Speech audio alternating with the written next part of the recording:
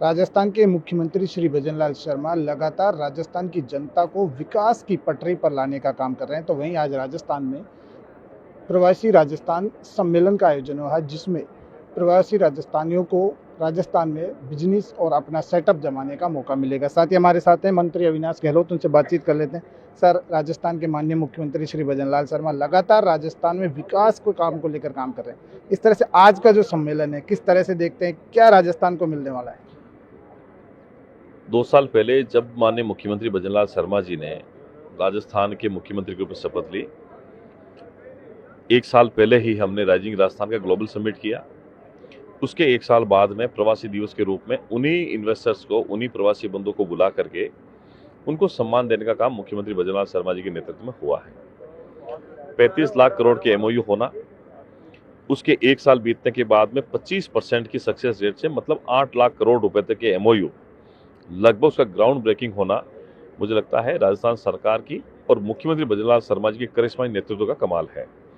उनकी प्रभावी मॉनिटरिंग के कारण से और उनके कुशल मार्गदर्शन में इन्वेस्टर का विश्वास जो राजस्थान के प्रति बढ़ा है, उसी का परिणाम है कि आज हजारों की संख्या में इन्वेस्टर जो हैं, प्रवासी बंधु जो हैं, वो राजस्थान आए हैं।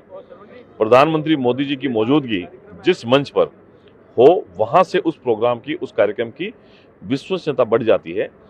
राजस्थान सरकार के मुख्यमंत्री ने इन्वेस्टर्स को आमंत्रित किया और उनको ये कहा है कि आप आइए, राजस्थान में इन्वेस्टमेंट करिए और आपके लिए हम पॉलिसीज बनाएंगे, आपको जमीन देंगे, आपको हम बिजली देंगे, आपको पानी देंगे और कहीं भी आपको रिश्वत के खेल में फंसना नहीं पड़ेगा।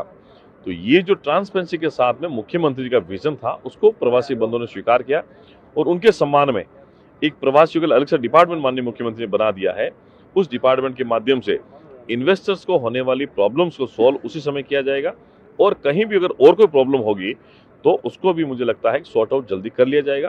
तो आज की जो सबमिट है, मुझे लगता है आने वाले 3 साल तक राजस्थान की दशा और दिशा को बदलने वाली होगी और एक नए राजस्थान के आप लोग 3 साल बाद देखेंगे, जिसकी कल्पना प्रधानमंत्री मोदी जी ने की है कि विकसित भारत का हिस्सा विकसित राजस्थान बने।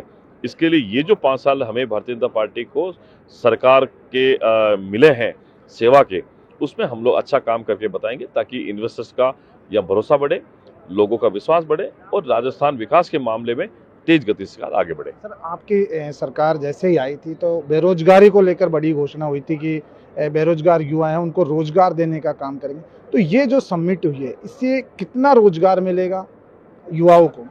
देखिए, राजस्थान में 6 लाख प्राइवेट सेक्टर में, 4 लाख गवर्नमेंट सेक्टर में नौकरी देने का वादा जो हमारी सरकार ने चुनाव से पहले किया था कि हम सरकार में आएंगे तो ये काम करेंगे। आज हमें खुशी है कि मुख्यमंत्री के नेतृत्व में 1.25 लाख के करीब लोगों को सरकारी नियुक्ति हम लोग दे चुके हैं।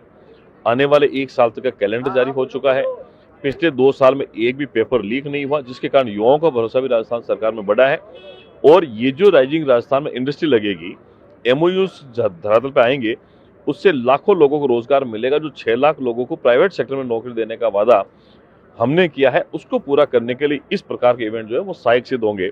तो जो बेरोजगारी की 28-29% के करीब जो दर राजस्थान की कांग्रेस सरकार के समय पूरे देश में हुआ करती थी, नंबर 1 की पोजीशन में बेरोजगारी में राजस्थान था। कांग्रेस के समय भ्रष्टाचार का अड्डा राजस्थान बन चुका था, दलाली का खेल चलता था, पेपर माफिया सक्रिय थे, भू माफिया सक्रिय थे, अपराध माफिया सक्रिय थे, खनन माफिया सक्रिय थे। उसमें कांग्रेस के नेता भी शामिल थे, कार्यकर्ता भी शामिल थे।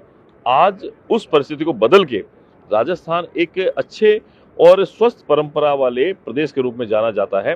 तो ये प्रधानमंत्री मोदी के नेतृत्व में जो हम लोगों को निर्देशन मिलता है, उसी को मुख्यमंत्री के नेतृत्व में उनके लगातार मॉनिटरिंग के कारण से सफल और आगे बढ़ाने, जो प्रदेश की जनता देखना चाहते उसको आगे बढ़ा रहे हैं।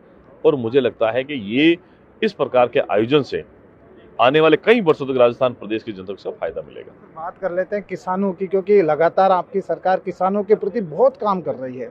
खाद की बात करें तो लगातार आपके कृषि मंत्री किरोड़ीलाल मीणा काम कर रहे हैं। तो ऐसे में ये जो समिट हो रही है, इससे किसानों को भी फायदा कितना होगा? देखिए, राजस्थान में पहली बार किसान सक्षम हुआ है। किसान खुश है क्योंकि एमएसपी पे खरीद हो रही है। किसानों को किसान सम्मान निधि का पूरा पैसा मिल रहा है। खाद बीज फर्टिलाइजर की कहीं कोई कमी नहीं है। जो गलत तरीके से खाद बीज में मिश्रण करके गलत खाद बनाते हैं, उनके ऊपर छापेमारी हो रही है। कहीं उनको आश्रय नहीं दिया जा रहा है। गलत के खिलाफ में कार्रवाई करना हमारी सरकार की प्राथमिकता है। अच्छे लोगों को मोटिवेट करके उनको प्लेटफॉर्म देना, उनको आगे बढ़ाने का काम सरकार के द्वारा किया जा रहा है। आज पिछले 2 साल से बारिश अच्छी है, इसलिए किसान खुश हैं। उनको अगर अतिवृष्टि के कारण से या और किसी कारण से फसल खराबी होती है, उसका प्रधानमंत्री फसल बीमा के माध्यम से या जो सरकारी नॉर्म्स हैं, उसके अनुसार उनको मुआवजा भी मिल रहा है। तो कुल मिलाकर किसानों की आर्थिक स्थिति को मजबूत करने का काम मुख्यमंत्री के नेतृत्व में राजस्थान में हो रहा है। ये थे हमारे साथ में मंत्री अविनाश गहलोत, जिन्होंने कहा कि आने वाले समय में राजस्थान के किसान और बेरोजगार युवाओं के लिए भी समिट से काफी लाभ होने वाला है। ऐसे में राजस्थान के बेरोजगार युवाओं को रोजगार भी काफी मिलेगा इस समिट से, क्योंकि उन्होंने कहा कि अब तक हम लगभग 1 लाख से ज्यादा युवाओं को सरकारी जॉब में नियुक्ति पत्र दे चुके हैं। कैमरामैन राजेश पारिक के साथ सुजय समाचार से मलखान मीणा।